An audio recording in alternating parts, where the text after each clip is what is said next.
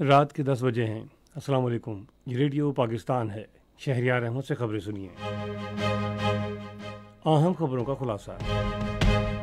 وزیر اعظم نے جاپانی کمپنیوں کو پاکستان کی گاڑیوں کی صنعت میں سرمایہ کاری کے وسیع مواقع سے فائدہ اٹھانے کی دعوت دی ہے۔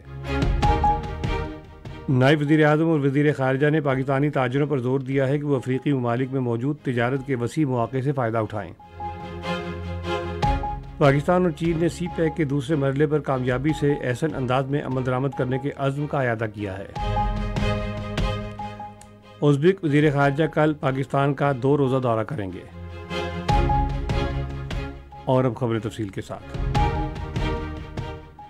وزیر اعظم شہباز شریف نے جاپانی کمپنیوں کو پاکستان کی آٹو موبائل کی صنعت میں سرمایہ کاری کے وسیع صلاحیت سے استفادہ کرنے کی دعوت دی ہے۔ انہوں نے یہ دعوت آج اسلام آباد میں جاپان کے اعلیٰ سطح کے کاروباری وفد سے ملاقات کے دوران دی۔ وزیر اعظم نے دونوں ملکوں کے درمیان مختلف شعبوں میں کئی اچھڑوں پر محیط تجارتی اور سرمایہ کاری پر مبنی تعلقات کو مزید فروغ دینے کی ضرورت پر زور دیا۔ انہوں نے کہا کہ پاکستان میں اپنے کاروبار کو توسیع دینے والے جاپانی صنعت کاروں اور تاجروں کو درپیش مسائل 1 ہفتے کے اندر حل کیے جائیں گے، جس کے لیے ایک کمیٹی تشکیل دی گئی ہے۔ وزیر اعظم شہباز شریف نے کہا ہے کہ سعودی عرب کے نائب وزیر سرمایہ کاری کی قیادت میں سعودی وفد کا دورہ ملک کے مستقبل کے لیے خوش آئند ثابت ہوگا۔ انہوں نے آج اسلام آباد میں کابینہ اجلاس کی صدارت کرتے ہوئے کہا کہ سرمایہ کاری کانفرنس کے دوران سعودی وفد کے سربراہ نے کابینہ کے ارکان کے عزم اور استقامت کو سراہا۔ ادھر وفاقی کابینہ نے پاکستان اور کمبوڈیا کے درمیان مشترکہ تجارتی کمیٹی قائم کرنے کے لیے مفاہمت کی ایک یادداشت پر دستخط کی منظوری دی ہے۔ کابینہ نے ایئر سیال کی چین، Malaysia, Sri Lanka, Thai land, Türkiye, برطانیہ اور کویت کے لیے پروازوں کی بھی منظوری دی۔ کابینہ نے چینی سرمایہ کاری سے متعلق منصوبوں کے بارے میں کابینہ کمیٹی کے فیصلوں کی بھی توثیق کی، جو گزشتہ ماہ کی 30 تاریخ کو کابینہ کے پچھلے اجلاس میں کیے گئے تھے۔ نائب وزیر اعظم اور وزیر خارجہ اسحاق ڈار نے پاکستانی تاجروں پر زور دیا ہے کہ وہ افریقی ممالک میں موجود تجارت کے وسیع مواقع سے فائدہ اٹھائیں۔ انہوں نے ان خیالات کا اظہار آج شام اسلام آباد میں ایک نیوز کانفرنس کے دوران ایک سوال کا جواب دیتے ہوئے کیا۔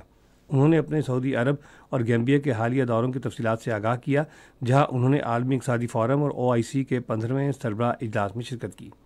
اسحاق ڈار نے معاشی سفارتکاری پر توجہ مرکوز کرنے پر زور دیتے ہوئے کہا کہ پاکستان افریقی ممالک کو سرجیکل کا سامان، ادویات اور دیگر مصنوعات برآمد کر کے زر مبادلہ حاصل کر سکتا ہے۔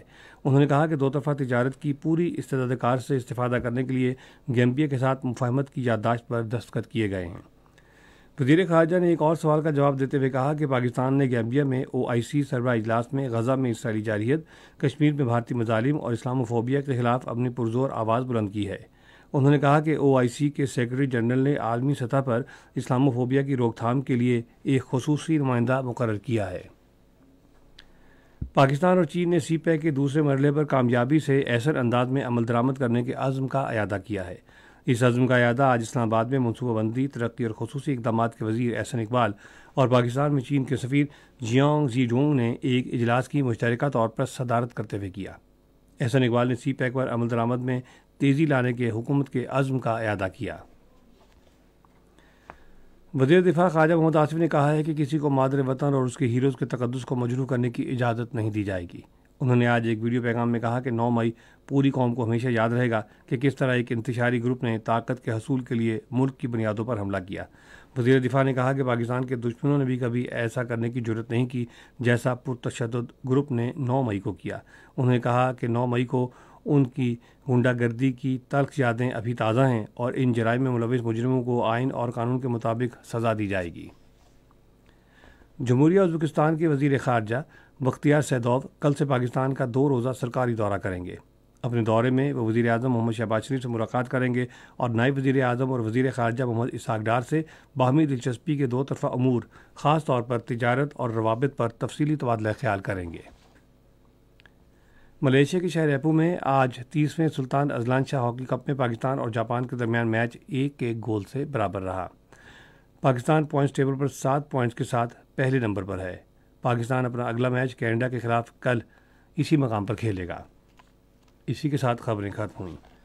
مزید خبروں کی تنظیم کے لیے آئیے ہماری ویب سائٹ پر، پتہ ہے radio.gov.pk، اور فیس بک کے link radio Pakistan news official پر براہ راست ویڈیو سٹریمنگ بھی ملاحظہ کیجیے۔